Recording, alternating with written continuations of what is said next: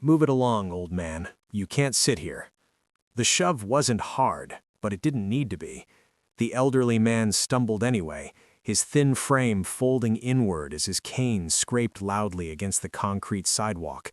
A paper cup rolled out of his trembling hand, coins clattering and spinning away in every direction. A few pedestrians slowed, most didn't. "Come on," the younger man sneered, standing over him. "This isn't a charity corner. You're blocking the entrance." The old man dropped to one knee, breathing hard, fingers shaking as he reached for the cane. His coat was too thin for the cold, its elbows worn shiny with age. Wisps of white hair clung to his forehead, damp with sweat despite the winter air. "I wasn't blocking anything," he said quietly. His voice was hoarse, strained, the kind of voice that had learned not to argue anymore. "I was just resting." The younger man laughed, loud, cruel. "Yeah? Rest somewhere else. People like you make the place look bad." The word "you" hung heavy in the air. Before the old man could respond, a shadow fell across both of them. "Hey." The voice was calm, but it cut through the noise like a blade. Both men turned. A uniformed police officer stood a few feet away, one hand resting casually near his belt. Early 30s, broad-shouldered, alert eyes that missed nothing. His badge caught the afternoon light. "Problem here?" the officer asked. The bully straightened immediately, palms up in mock innocence. "No problem, officer. Just telling him he can't loiter here." The officer's eyes flicked to the old man on the ground, to the cane, to the spilled coins, then back to the younger man. "He wasn't hurting anyone," the officer said evenly. The bully scoffed. "Look, I've got a business to run. Customers don't want to step over." "That's enough," the officer interrupted, his tone firm now. "You can go." The man hesitated, eyes narrowing, then muttered something under his breath and walked off. Silence settled over the sidewalk. The officer exhaled slowly and crouched down beside the old man. "You okay, sir?" The old man nodded once, though it was clear the effort cost him something. "I'm fine. Just took me a minute. Let me help you up." The officer offered a hand. The old man looked at it for a second, really looked, then took it. His grip was surprisingly steady. As he stood, his knees wobbled. The officer adjusted instantly, steadying him without making a show of it. "Cold day to be out here," the officer said gently. The old man gave a faint smile. "I've been colder." The officer glanced at the thin coat again. "Are you hungry?" The old man hesitated. "Just a fraction too long." The officer noticed. "There's a diner around the corner. My treat." "I don't want to be a burden." "You're not," the officer replied without hesitation. "Come on." They walked slowly, side by side. The officer matched his pace without comment, without rushing him. As they reached the corner, the old man glanced up at the police station across the street. Brick walls, tall windows, a familiar building. His eyes lingered there longer than expected. "You worked nearby?" the officer asked. The old man's mouth twitched. "Something like that." Inside the diner, warmth wrapped around them. The officer guided the old man into a booth and ordered coffee and soup before he could object. As the old man wrapped his hands around the mug, color slowly returned to his face. "Thank you," he said quietly. "Most people don't see me anymore." The officer leaned back slightly, studying him now. The posture, the way he sat upright despite exhaustion, the discipline in his movements. "What's your name?" the officer asked again. The old man hesitated, then answered. "Franklin Hayes." The officer froze, just for half a second, not long enough for most people to notice, but long enough to feel wrong. That name, he'd seen it before, somewhere important, somewhere permanent. The officer forced a polite smile. "That's a strong name." Franklin Hayes looked down into his coffee. "It used to mean something." Outside, the wind rattled the station flagpole. Inside the police station, just across the street, a wall of framed photographs hung silently. Names etched in brass, histories no one talked about anymore. And one of those names was Franklin Hayes. The officer didn't say anything more about the name, but it followed him. It stayed lodged in the back of his mind as Franklin Hayes slowly sipped his coffee, hands warming around the chipped ceramic mug. The old man's posture was straight, despite the tremor in his fingers. Not stiff, not proud, just disciplined. The kind of posture that came from decades of habit rather than strength. "You said you weren't blocking anything," the officer said after a moment. "How long you've been sitting out there?" Franklin shrugged lightly. "Long enough." "That could mean 5 minutes or 5 hours. Franklin's lips curved into a tired smile. "Long enough to learn who notices and who doesn't." The officer nodded once. He understood that answer more than he wanted to admit. "My name's Alex," he said finally. "Officer Alex Reed." Franklin inclined his head politely. "Nice to meet you, Officer Reed." "You don't have to call me that." Franklin looked up, eyes sharp despite their age. "Habit." Alex glanced down at the man's hands again. They were clean, nails trimmed, no grime beneath them.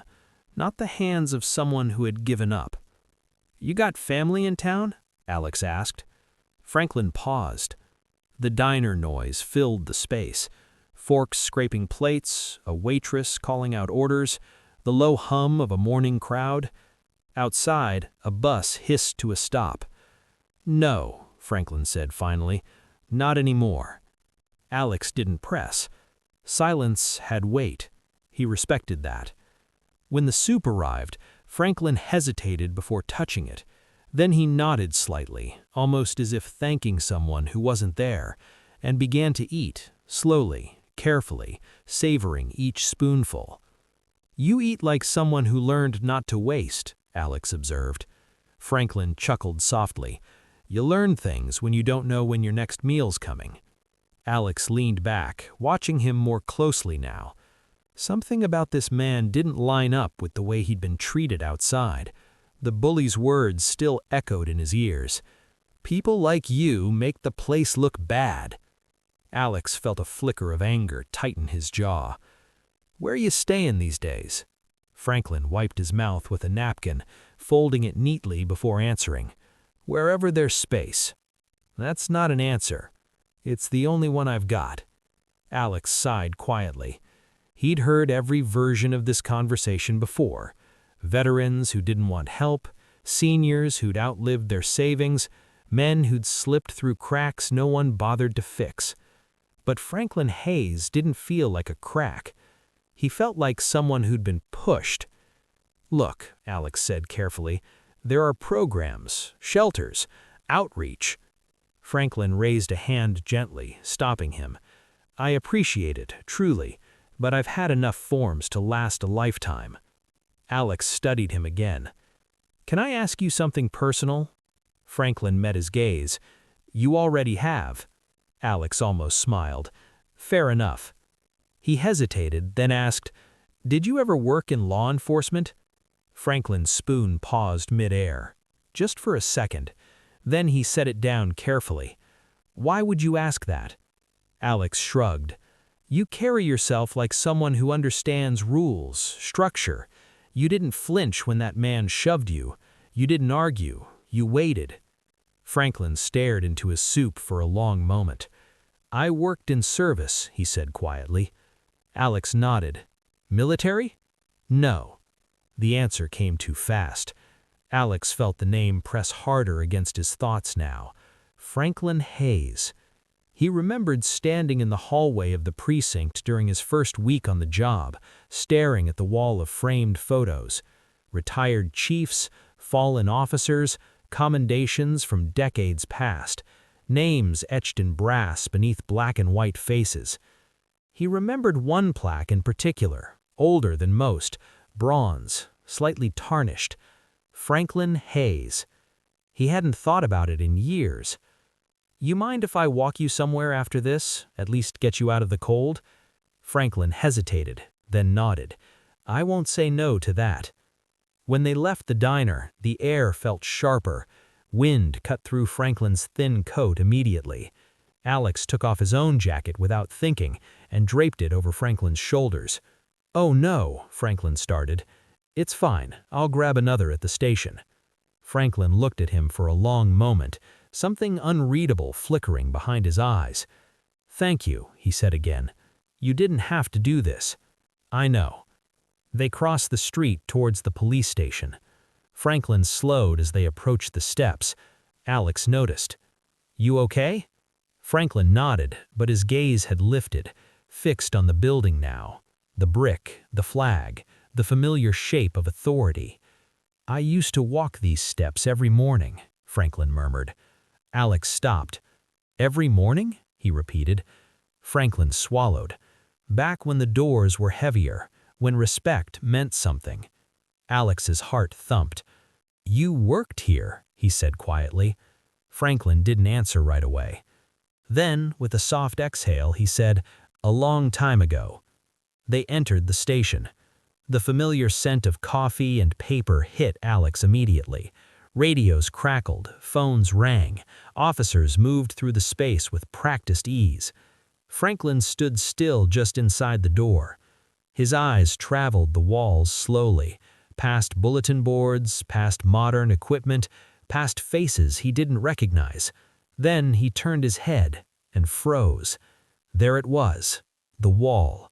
Framed photographs in neat rows, names engraved beneath them, a silent history of the department. Franklin took one step closer, then another. Alex watched his shoulders tense, his breath hitch just slightly. Franklin reached out with trembling fingers and touched the glass of one frame. His own face stared back at him, younger, sharper, uniform crisp, eyes steady. Franklin Hayes, Sergeant, retired. The station noise seemed to fall away. Franklin's hand dropped. I didn't think they'd keep it, he whispered. Alex's throat tightened. You're Sergeant Hayes? He asked softly. I was. Franklin nodded once. Alex felt the world tilt. You're on the wall, he said softly. You're part of this place. Franklin let out a humorless breath. Funny thing about walls, they remember you long before people forget. Alex stood there stunned, thinking about the shove, the spilled coins, the word worthless thrown so easily at a man who had once worn the same badge. Why didn't you say something? Alex asked. Franklin turned to him. His eyes weren't angry, they were tired. Because respect isn't something you demand, it's something you hope still exists. Alex swallowed hard. Around them, officers moved about their day, unaware that a man from their own history stood among them, ignored, invisible, humbled. Alex straightened slowly. Sir, he said, voice firm now, this isn't right. Franklin gave a sad smile. No, he agreed, it isn't. Alex looked at the wall again, at the name that deserved more than dust and silence. He made a decision in that moment, one that would shake the station and force the truth into the open. The wall didn't move. It never had. Names etched into polished metal, faces frozen in time, men and women who had given years, sometimes lives, to a job that rarely thanked them properly. Franklin Hayes stood inches from it, his reflection overlapping his younger self behind the glass. Alex watched the old man's shoulders sink, just slightly, not in shame, in recognition. You really are him, Alex said quietly. Sergeant Franklin Hayes. Franklin nodded again. I suppose I still am. In ink, at least. Alex felt a heat rise in his chest. You shouldn't have been treated like that outside, he said. Not by anyone. Not here. Before Franklin could respond, a voice cut through the air. Hey, what's going on over there? Lieutenant Brooks approached from the bullpen, coffee in hand, brow furrowed. Mid-50s, career desk officer, known for rules, not warmth. Alex turned. Lieutenant, this is... Brooks's eyes flicked to Franklin, scanning him head to toe. The jacket, the worn shoes, the thin frame. Then his gaze hardened. Sir, Brooks said sharply, this area is restricted. Visitors aren't allowed past the front desk. I'm not a visitor, Brooks scoffed. That's so. Alex stepped in. Lieutenant, he's... I didn't ask you, Brooks snapped. Then to Franklin. You can wait outside. Someone will escort you. Franklin glanced once more at the wall, then nodded politely. Of course. Alex's jaw clenched. No, he said. The word came out firmer than he expected. Brooks turned slowly. Excuse me? Alex squared his shoulders. This man is Sergeant Franklin Hayes, retired. His name's on that wall. A few nearby officers paused, listening now. Brooks blinked. Once. Then laughed. That's not funny, Reed. I'm not joking. Brooks turned toward the wall, eyes scanning. His expression shifted, just a fraction, when he found the name. Then his face hardened again. That doesn't change anything, he said. People fall on hard times, doesn't give them the run of the station. Franklin finally spoke. I'm not asking for anything, he said, calmly. I was just remembering. Brooks waved a dismissive hand. Well, memory lane's over. We can't have vagrants wandering around. The word hit like a slap. Alex saw Franklin flinch, just barely. Sir, Alex said sharply, that's uncalled for. Brooks's eyes narrowed. Careful, officer, you're getting emotional. I'm getting respectful. A few officers shifted uncomfortably. No one stepped forward. Franklin placed a gentle hand on Alex's arm. It's all right, he murmured. I didn't expect anything different. That sentence hurt more than the insult. Brooks motioned toward the door. Let's go. Alex looked around the room, at the badges, the uniforms, the wall honoring service, and felt something crack. No, he repeated. Now everyone was watching. Brooks's voice dropped. Do you want to explain yourself? Alex nodded. I want to understand how a man who served this department long enough to earn a place on that wall ends up shoved on the sidewalk and called worthless. Silence. Brooks's jaw tightened. You're out of line. Then write me up, but don't pretend this is right. Franklin's voice broke the tension. Officer Reed, he said softly, please don't jeopardize your job for me. Alex turned to him. With respect, sir, my job is to protect people, including you. Brooks scoffed again. This is ridiculous. Get him out of here. Lieutenant, another voice said quietly. It was Officer Denise Carter, 20 years on the force, close to retirement herself. She stepped forward slowly. I remember Sergeant Hayes. Brooks turned sharply. Carter? He trained my field instructor, taught him how to de-escalate without throwing a punch, said power without restraint wasn't real authority. A murmur rippled through the room. Another officer spoke up. My dad mentioned him once, said he was tough but fair. Franklin looked stunned. Brooks's face flushed. Enough, this is not a history lesson. Alex felt hope flicker. You can't erase him just because he doesn't fit the picture anymore. Brooks exhaled sharply. This department isn't a charity. Franklin finally stepped back from the wall. That's all right, he said quietly. It never was. He turned toward the exit. Alex moved with him. Outside, the cold hit again. Franklin pulled Alex's jacket tighter around himself. I'm sorry, he said. I didn't mean to cause trouble. Alex shook his head. You didn't. The trouble was already there. They stood on the steps for a moment. You really didn't recognize me? He asked, almost to himself. Alex swallowed. I recognized your name. I just didn't expect this. Franklin gave a sad smile. None of us ever do. Alex looked back at the building. I'm not letting this go, he said. Franklin turned. You should. Systems don't change for old men. Alex met his eyes. Then teach me how to afford it. Franklin chuckled softly. That lesson's coming whether you ask for it or not. Inside the station, Brooks was standing at the window watching them. His phone buzzed.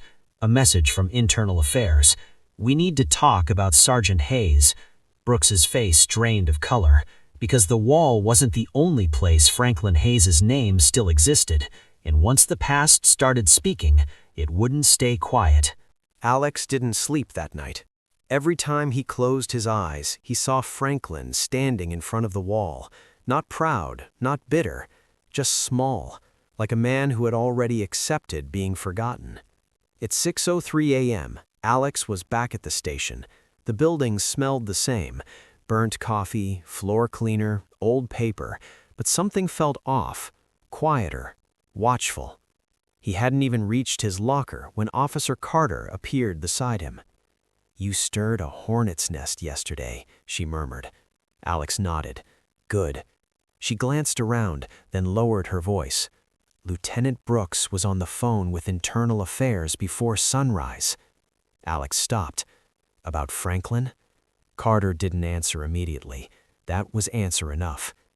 "You ever hear how Sergeant Hayes retired?" she asked. Alex shook his head. "No ceremony, no send-off, just gone." Carter sighed. That wasn't an accident. Before Alex could press her, a voice echoed down the hall. "Officer Reed, my office, now." Captain Harlan, the man everyone feared but rarely questioned. Alex squared his shoulders and walked in. Harlan didn't offer a seat. "Close the door." Alex did. The captain leaned back, fingers steepled. "Yesterday was disruptive. I was helping a senior citizen who was being harassed," Alex said calmly. Harlan's eyes hardened. "You defied a superior officer. I corrected disrespect." Harlan stood slowly. "You embarrassed this department." Alex felt his pulse rise. "With all due respect, sir, the department embarrassed itself." Silence. Then Harlan smiled. It didn't reach his eyes. "You like Sergeant Hayes?" Harlan asked. Alex blinked. "I don't know him well, but I know what I saw." Harlan nodded slowly.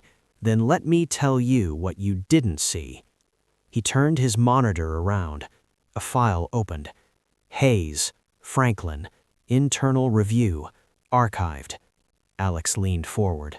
Dates, redactions, disciplinary notes. Harlan spoke quietly. 23 years ago, Hayes was a rising star, community-first policing, de-escalation advocate, clean record. Alex frowned. "So what happened?" Harlan clicked another tab. Incident report, missing evidence. Alex's stomach dropped. Harlan watched his reaction carefully. "Hayes reported discrepancies," Harlan said. "Evidence logged, then missing. Names involved." Alex scanned the blurred names. One stood out. Brooks. Another. Harlan. Alex's breath caught. "You accused him," Alex said slowly. "He asked questions," Harlan corrected. "Dangerous ones." Alex looked up. "So you destroyed him." Harlan didn't deny it. "We reassigned him, buried his complaints, froze his promotions. When he pushed back, we labeled him unstable." Alex's hands trembled. "You ruined his career." Harlan shrugged. "We protected the department." "You protected yourselves." Harlan's voice sharpened. "Watch your tone." Alex straightened. "You let him retire quietly, then erased him." "Yes," Harlan said flatly, "and we expected him to stay erased." Alex felt sick. "You let him become homeless." Harlan leaned forward. "That's not our responsibility." Alex laughed once, short, bitter. "You took everything from him." Harlan snapped. "We took control, and yesterday you threatened that." Alex met his gaze. "The truth already did." Harlan stood. "Here's how this goes. You drop this. You stop seeing Hayes. You apologize to Lieutenant Brooks." "No." Harlan's jaw tightened. "You'll lose your badge." Alex didn't hesitate. "Then I lose it." Harlan studied him, then smiled again, colder. "Let's see how much Franklin Hayes is worth to you." Across town, Franklin sat on a church basement cot, staring at the ceiling. The shelter was quiet during the day. He hated that. Silence gave memory too much room. He heard boots in the hallway and looked up. "Alex." "You shouldn't be here," Franklin said immediately. Alex sat beside him anyway. "They threatened me." Franklin closed his eyes. "I told you not to poke it." "They admitted it," Alex said. "They buried you." Franklin exhaled slowly. "I know." Alex turned. "You knew?" Franklin nodded. "The day my transfer orders came down, The day my locker was emptied without warning. Why didn't you fight? I did, Franklin said softly. For years. He looked at his hands. But systems outlast men. Alex clenched his jaw. Not this time. Franklin studied him. You think exposure fixes things. I think silence lets them rot. Franklin smiled faintly. You sound like me. Alex swallowed. Help me. Franklin hesitated, then reached into his coat. A folded envelope. Copies. I kept everything. Reports, names, dates. Alex's eyes widened. Why didn't you use them? Franklin looked away. Because every time I tried, someone paid the price. My wife, my son. Alex stiffened. What happened? They were followed, threatened. My son stopped sleeping. Alex's voice broke. Jesus. I chose their safety, Franklin said quietly, and I paid for it alone. Alex stared at the envelope. This changes everything. Franklin shook his head. It changes nothing unless you're ready for what comes next. Alex stood. I am. Franklin grabbed his wrist. They won't come after me anymore. They'll come after you. Alex met his eyes. Then they picked the wrong generation.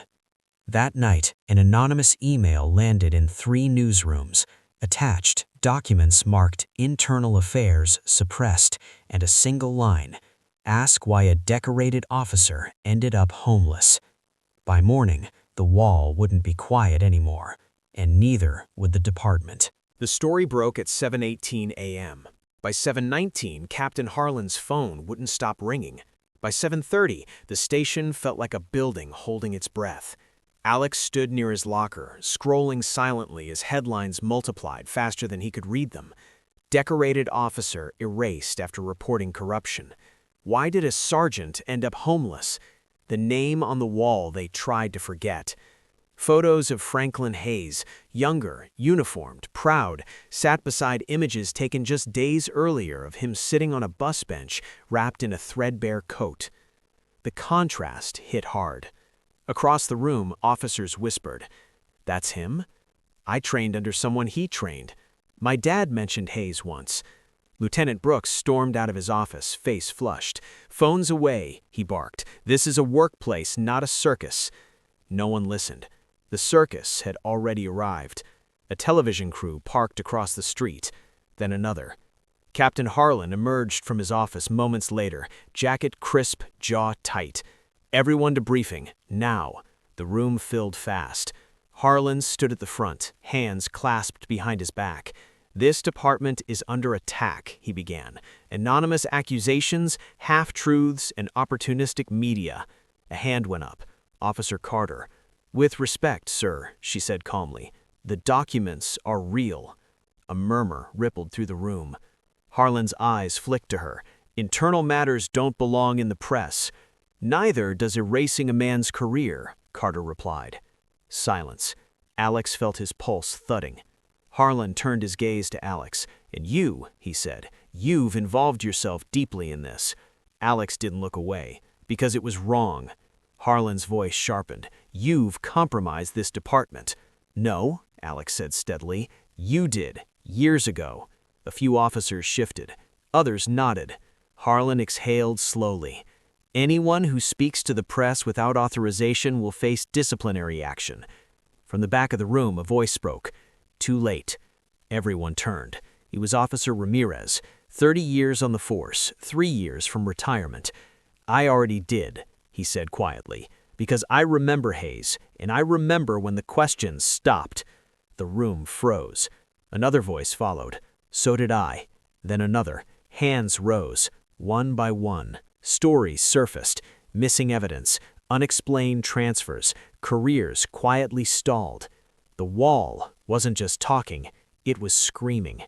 Across town, Franklin Hayes sat in a small diner booth, staring at the television mounted in the corner.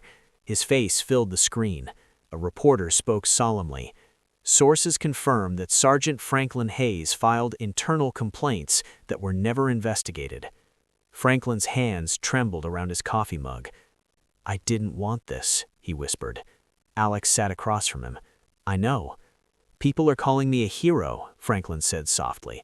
I don't feel like one.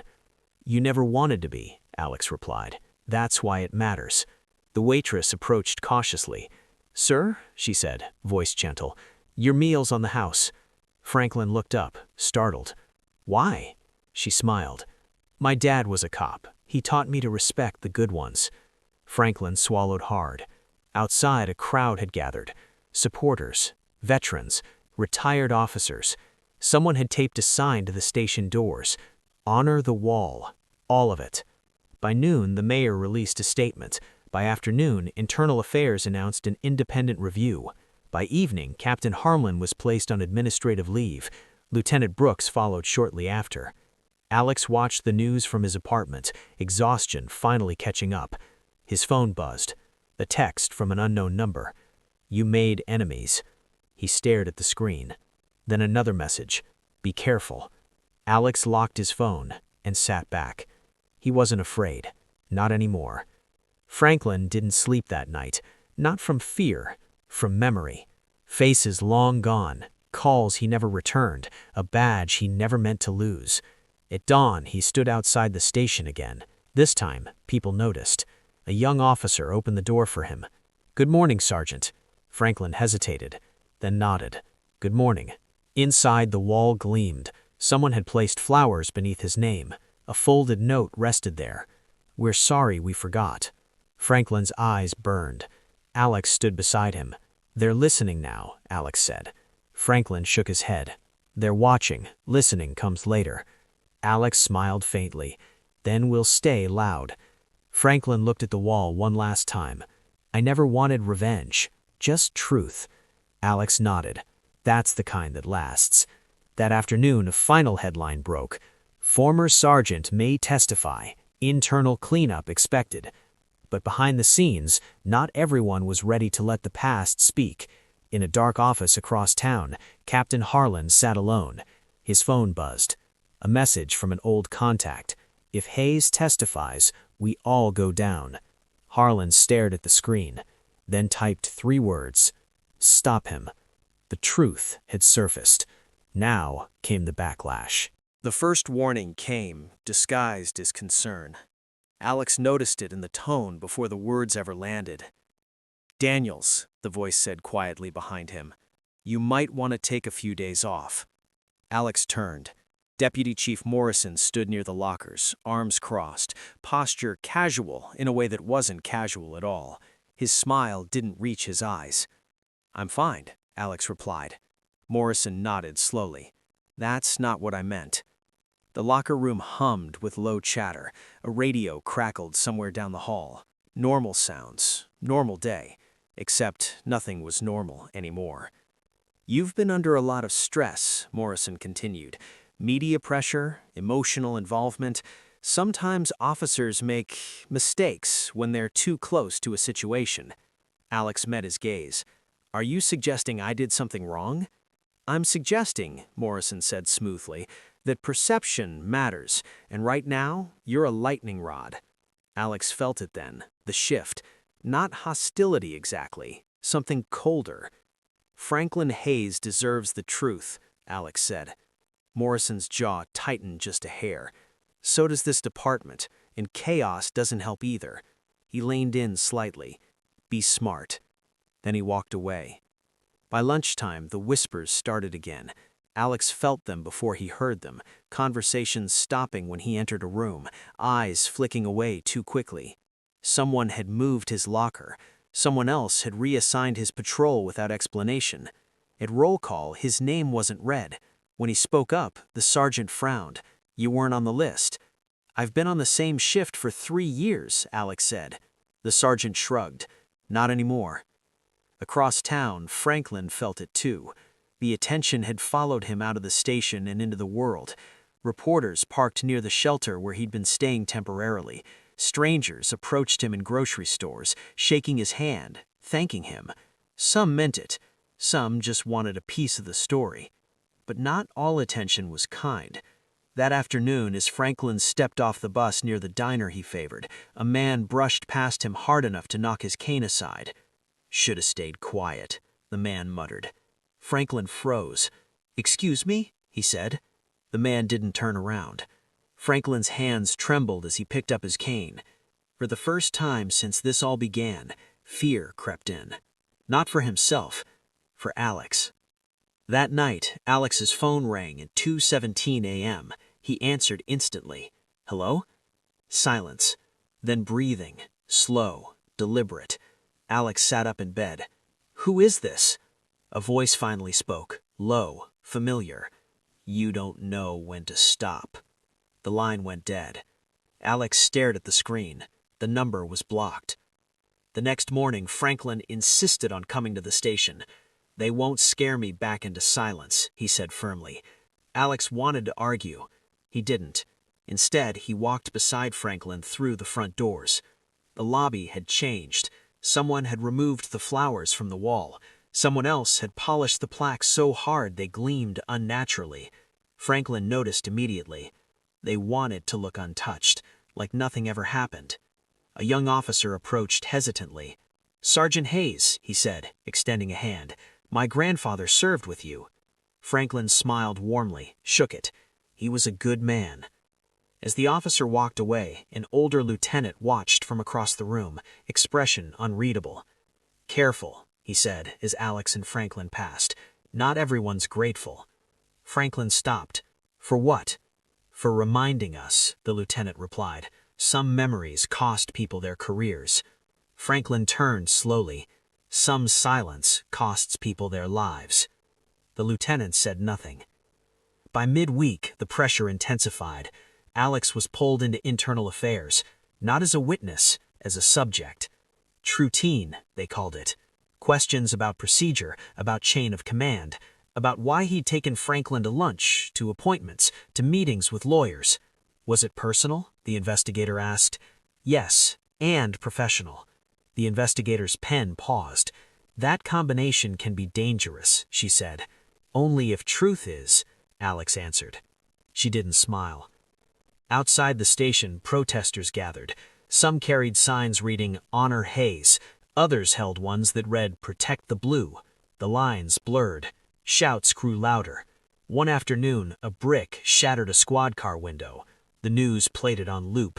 "Department under siege," the anchor said gravely. Alex watched from the break room, fists clenched. "This is what they wanted," Officer Carter muttered beside him. "Turn truth into chaos." Franklin received an official notice in the mail, a summons, subpoenaed testimony, the date circled in red. He stared at it for a long time. "I knew this day would come," he said quietly to Alex. "I just didn't expect to be this tired." Alex placed a hand on his shoulder. "You won't be alone." Franklin nodded. "I wasn't alone then either. I just didn't know it." The night before Franklin's testimony, Alex found his apartment door ajar. He froze. His hand hovered near his weapon. Slowly, he pushed the door open. Inside, everything looked normal. Too normal. Then he noticed the photograph on his kitchen table, a printed image, Franklin and Alex walking out of the station together, taken from across the street. On the back, 3 words written in black marker, "Last warning." Alex sank into a chair. Not from fear, from anger. He drove straight to the shelter, found Franklin sitting on his bed, reading. "Pack," Alex said. Franklin looked up. "What?" "They're escalating." Franklin closed the book calmly. "So am I." Alex exhaled. "They're trying to scare us." Franklin smiled faintly. "Son, I faced worse with less support. This time, they picked the wrong generation." The morning of the testimony dawned gray and heavy. Rain slicked the streets. Cameras lined the courthouse steps. Franklin stood tall in a borrowed suit, cane steady, eyes clear. Alex walked beside him. As they approached the doors, someone shouted from the crowd, "Traitor!" Another voice shouted back, "Hero!" Franklin paused, turned, spoke loudly enough for both sides to hear. "I didn't come here to be liked. I came here to be honest." The crowd fell silent. Inside, powerful people waited. Outside, history held its breath. The price had been paid. Now came the reckoning. The courtroom felt colder than it should have. Not because of the air conditioning, but because of who was sitting where. Alex noticed it the moment they entered. Former commanders in tailored suits, retired chiefs with polished medals pinned neatly. Men who hadn't worn a uniform in decades, yet still carried the weight of influence in the way they crossed their arms and avoided Franklin Hayes's eyes. The past had shown up to defend itself. Franklin walked slowly to the witness stand, cane tapping softly against the marble floor. Each step echoed louder than the murmurs in the room.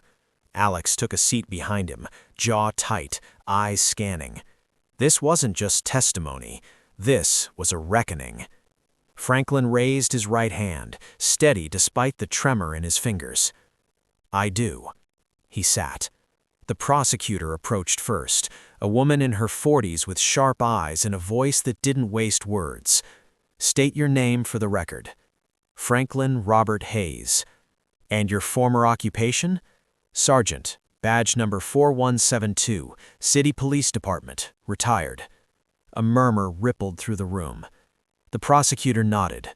"Sergeant Hayes, do you recognize this photograph?" A large screen flickered to life.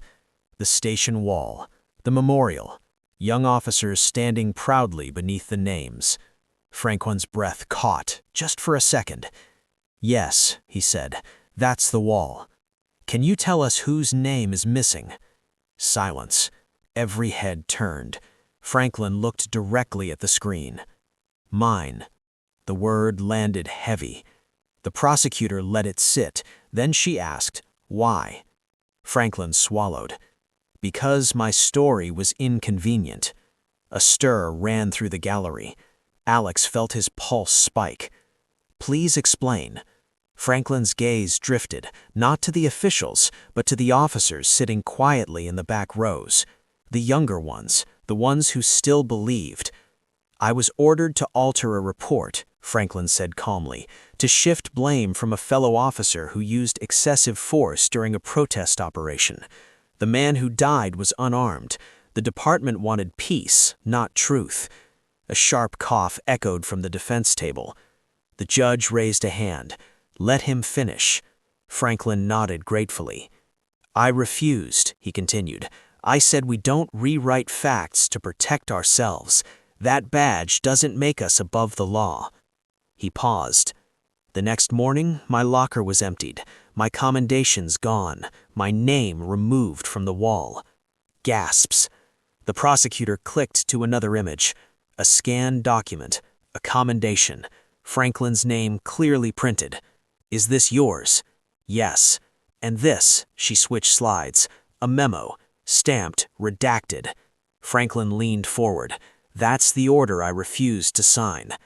The courtroom buzzed now. Whispers grew louder. Alex saw Morrison stiffen in his seat. The prosecutor turned slightly. "Sergeant Hayes, what happened after your refusal?" Franklin's voice softened. "I was isolated, given desk duty, then forced into early retirement." "And after that?" Franklin looked down at his hands. "I struggled, my wife passed, my pension stalled, I lost my home." A long sigh of silence followed. Then Franklin lifted his chin. "But I never lost my oath." End. The defense attorney rose quickly. "Sergeant Hayes," he said, smiling thinly, "isn't it true you had prior disagreements with leadership?" "Yes," Franklin replied. "About integrity." The attorney chuckled. "Isn't it also true you were experiencing personal difficulties at the time?" "My wife was dying," Franklin said evenly. A hush fell. The defense shifted. "So you were emotional." "I was human." The judge leaned forward. "Counsel, tread carefully." The defense pressed on. "Isn't it possible your memory is colored by resentment?" Franklin met his gaze without blinking. "No," he said. "What colors memory is silence." Then the prosecutor did something unexpected. She turned to Alex. "Officer Daniels, please stand." Every eye snapped towards him. Alex rose, heart hammering. "How did you first meet Sergeant Hayes?" "I cleared my throat. I found him being harassed outside a grocery store. Officers had been called for a disturbance. The disturbance was people mocking him for being homeless. And what made you intervene beyond protocol? Alex didn't hesitate. His posture, his vocabulary, the way he stood even while being shoved, that's a cop. A ripple of agreement moved through the younger officers. The prosecutor nodded. What did you discover next? That his name wasn't on the wall, Alex said, and it should have been. The judge called for a recess. Outside the courtroom, chaos erupted. Reporters shouted questions, cameras flashed, voices overlapped. Alex sat quietly on a bench, eyes closed. Alex stood guard beside him. "You okay?" Alex asked softly. Franklin smiled faintly. "I waited years to say that out loud." Across the hall, Morrison spoke urgently into his phone. Alex noticed. So did the prosecutor. When court resumed, the final witness was called. A retired clerk, 82 years old, former records officer. She shuffled to the stand with trembling hands. "I kept copies," she said before anyone asked. The courtroom leaned forward as one. "What copies?" the prosecutor asked. "Of the original wall registry, before revisions." A document was presented. Names, dates, service records. There it was, Franklin Hayes, bold, centered, undeniable. The judge removed his glasses. "This court will enter these documents into evidence." A collective breath released. Outside, the crowd grew. Veterans stood shoulder to shoulder, retired officers saluted, young cadets watched with wide eyes. Someone held a sign. "His name was never gone. We just stopped looking." By evening, the verdict wasn't official, but the truth was. News stations ran the headline non-stop. "Disgraced sergeant's name removed after refusing false report. Whistleblower silenced for decades." The department issued a statement, carefully worded, empty. Franklin watched it on a small TV at the shelter. "They're still hiding," he said quietly. Alex nodded. "Not long." That night, Alex received another call. This time, no breathing, no threat, just a message. "You win," the voice said flatly. "But remember, walls can be rebuilt." Alex stared at the phone, then looked at Franklin. "Walls don't matter anymore," Alex said. "People do." Franklin smiled. Tomorrow, the wall would speak again, and this time, it wouldn't be erased. The morning it happened, the station didn't announce it. No press release, no speeches, no cameras. Just a quiet email sent to every officer on duty at 6:03 a.m. Mandatory assembly, main hall, 0800 hours, dress uniform. Alex read it twice. Then he looked over at Franklin Hayes, sitting at the small kitchen table in Alex's apartment, carefully stirring sugar into his coffee with hands that had once steadied a gun under fire. "They're doing it today," Alex said. Franklin didn't ask what. He just nodded once. "I figured," he said softly. "Truth doesn't sleep long once it wakes up." At precisely 8 o'clock, officers lined the hall beneath the memorial wall. Young recruits stood beside veterans with silver hair. Some stared straight ahead. Others couldn't stop glancing up at the wall, at the empty space that had haunted them since the trial began. Chief Reynolds entered last. He looked older than he had a week ago. Not physically, morally. He stood beneath the wall, hands clasped, voice low but steady. "For decades," he began, "this department asked for loyalty without accountability." A murmur rippled through the ranks. "We honored silence more than service," he continued, "and in doing so, we failed one of our own." He turned and gestured. 2 officers stepped forward carrying a framed brass nameplate. "Franklin Robert Hayes, Sergeant, Badge 4172, served with honor." A breath moved through the room like wind. Alex felt his throat tighten. Franklin stepped forward slowly. The cane tapped once, twice. Every sound echoed. Chief Reynolds met his eyes. "No apology can undo what was taken," the chief said, "but today we correct the record." He raised his hand. The cloth covering the empty space was removed, and the name was placed back where it had always belonged. The room went silent. Not ceremonial silence, human silence, the kind that happens when something finally feels right. Then, one by one, officers began to salute. Not ordered, not rehearsed, instinctive. Franklin stood frozen. His chest rose and fell, then his hand shook as he returned the salute. Alex had never seen a room full of grown men cry without shame.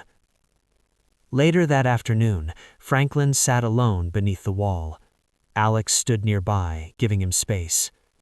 "You know," Franklin said after a while, "I stopped looking at this wall years ago." Alex frowned. "Why?" Franklin smiled sadly. "Because it hurt less to forget than to be erased." Alex swallowed. "Well," he said quietly, "you're impossible to forget now." Franklin chuckled. "That's the trouble with truth. Once it's seen, it doesn't go back in the dark." The department moved fast after that. Too fast. Pensions were reviewed, files reopened, other names were questioned. The wall began to change, and with every correction, more stories surfaced. Men and women who had been quietly pushed out, voices buried under procedure, integrity punished for being inconvenient. Franklin watched it unfold from a distance. "I didn't mean to start a fire," he told Alex one night. Alex shook his head. "You didn't. You lit a lamp." The apology came a week later. Public, televised, carefully worded. Franklin didn't watch it. He was too busy packing. "You don't have to leave here," Alex said, leaning against the doorway. "You've got a room here." Franklin smiled. "I appreciate that, son, but I've got somewhere to go." "Where?" Alex held up an envelope, the city seal stamped on the front. "They're restoring my pension, back pay too." Alex's eyes widened. "That's incredible." Franklin nodded. "I bought a small place near the lake, quiet. Thought I'd fish again." Alex grinned. "You hate fishing." Franklin laughed, a real one this time. "I hate waiting, but I've done enough of that." On Franklin's last night in the apartment, Alex cooked. Burned the chicken, forgot the salt. Franklin ate it anyway. "Best meal I've had in years," Alex snorted. "Liar." Franklin's eyes softened. "No, meals taste better when dignity's back on the plate." The next morning, they stood outside the station together. Alex adjusted Franklin's jacket collar without thinking. "You know," Alex said, "if you ever need anything." Franklin held up a hand. "I know." Then he surprised Alex by pulling him into a hug. Firm, steady, grateful. "You did good," Franklin said. "Not because you helped me, but because you didn't look away." Alex's voice cracked. "I just did my job." Franklin shook his head. "No, you did what the job forgot." As Franklin walked away, cane tapping against the sidewalk, Alex watched until he disappeared into the morning crowd.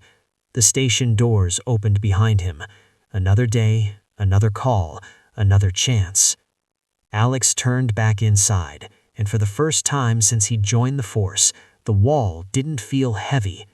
It felt honest.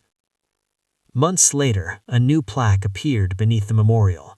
Smaller, simple. "This wall honors not only sacrifice, but the courage to tell the truth." Alex paused beneath it every shift, and sometimes when recruits asked about the name Franklin Hayes, Alex would smile and say, "That's the name that taught us what this badge is really for." If this story moved you, take a moment to reflect. How many names have we walked past without really seeing? And how many lives change the moment someone finally stops and looks? Drop your thoughts in the comments. I read every one. And remember, kindness doesn't retire, integrity doesn't age, and truth always finds its way home.